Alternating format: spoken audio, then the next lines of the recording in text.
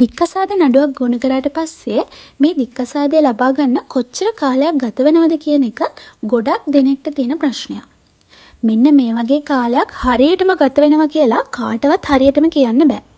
මේක ගොඩක් වෙලාවට තීරණය වෙන්නේ තමන්ගේ නඩුව ගොනු කරපු දිසාධිකරණයේ ක්‍රියාකාරීත්වය මත. සමහර දිසාධිකරණ විනිසුරුවන් දික්කසාද නඩුවලදී ලිහිල් ප්‍රතිපත්තියක් අනුගමනය කරනවා. තවත් විනිසුරුවරුන් එහෙම වෙන්නේ නැහැ.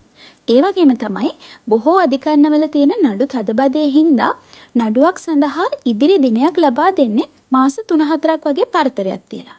ඒ කියන්නේ ඔයා අද ඔයාගේ නීතිඥ මාර්ගයෙන් දිසාධිකරණයක ඔයාගේ දික්කසාද නඩුව ගොනු කළා නම් ඊළඟට ඒ නඩුව කැඳවන්න දිනයක් හම්බ වෙන්නේ තවත් මාස 3කින් හෝ 4කින්.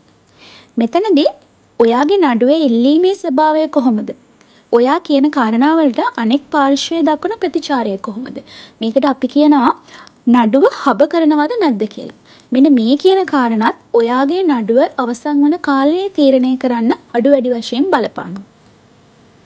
අවම වශයෙන් කියනවා නම් බොහෝ විට දික්කසාද නඩුවක් ගොනු කරපු දිනේ ඉඳන් වසරක කාලයක් හෝ එහි තීන්දුව ලබා දෙන්න යනවා කියලා කියන්න පුළුවන්. ඒ කියන්නේ ඔයාගේ කසාදය අවලංගු කරලා දික්කසාද තීන්දුවක් ගන්න නම් අවම වශයෙන් වසරක කාලයක් හෝ ගත වෙනවා කියලා ලංකාව තුල කියන්න පුළුවන්.